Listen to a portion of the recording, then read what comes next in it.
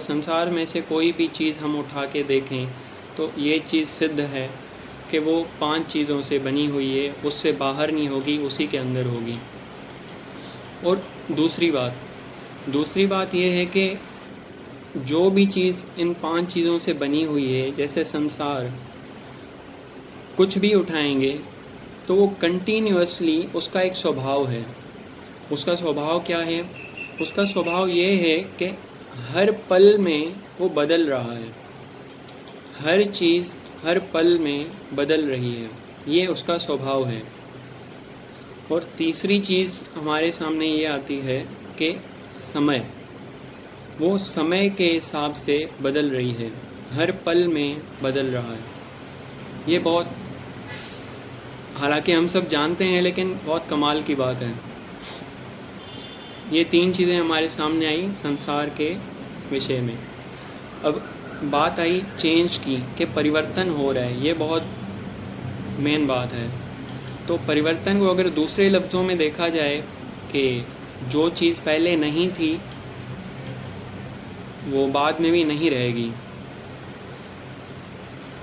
मतलब एक चीज़ उत्पन्न हुई, बनी, और फिर उसकी स्थिति हमें दिखती है, प्रतीत होता है कि हाँ वो है, अनुभव होता है कि है, दिखने में आता है कि कोई चीज़ है, और बाद में उसका विनाश हो जाता है, नाश हो जाता है, ख़त्म हो जाती है वो चीज़। तो एक चीज़ सिद्ध है कि जो चीज़ पहले नहीं थी वो बाद में नहीं रहेगी।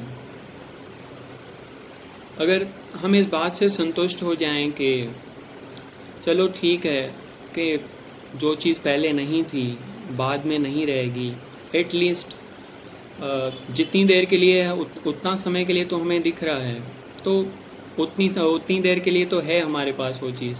हकीकत ये है कि वो एक पल भी रुकती नहीं है, बदलती रहती है, तो एक पल भी वो टिकती नहीं है।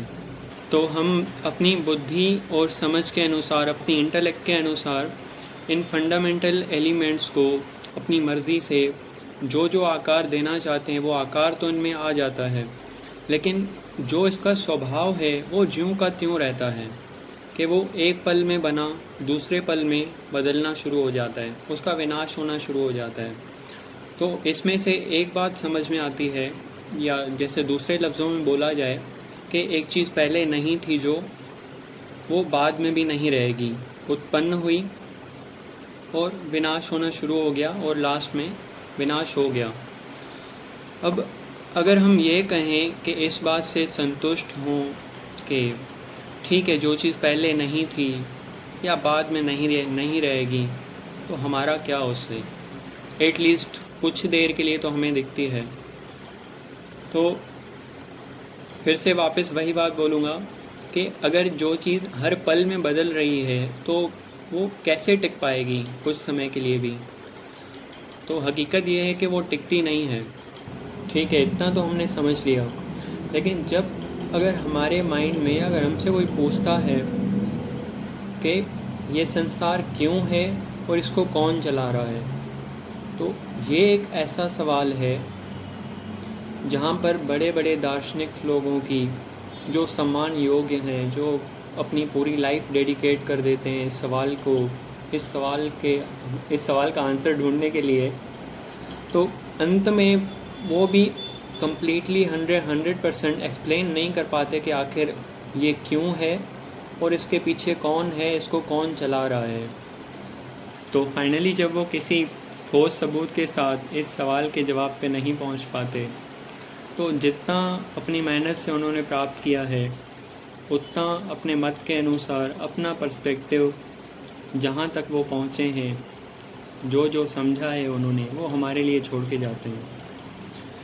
ठीक है, तो यहाँ पे एक पॉइंट ये है कि बजाय ये सोचने के कि सपोज़ हमारे कपड़ों पे कोई दाग लग गया तो वो कहाँ से लगा और क्यों लगा, ये सोचने के बजाय अब उस दाग को कैसे धो के साफ़ करना है, अगर उस पर ध्यान दें तो वो शायद हमारे लिए ज़्यादा बेटर रहेगा। तो लास्ट में बस इतना कहूँगा कि जब जो संसार है, व्यक्ति, वस्तु, पदार्थ, परिस्थिति, घटनाएं, जब वो कंटिन्यू चेंज हो रही हैं, हमारे कंट्रोल में भी नहीं है, हमारे चाहने ना चाहने से कुछ हो भी नहीं पा रहा, तो उनकी वजह से, उनके बदलाव की वजह से, किसी के आने जाने की वजह से हम दुखी क्यों हों, खुद को दुखी क्यों करें। बल्कि हमें खुश रहना चाहिए कि हम इतने दिलचस्प गेम के एक पार्ट हैं, लाइफ गेम के एक पार्ट हैं, और खुशी खुशी अपना समय बिताना चाहिए जितना है, क्योंकि हम भी आखिर हर पल बदल रहे हैं।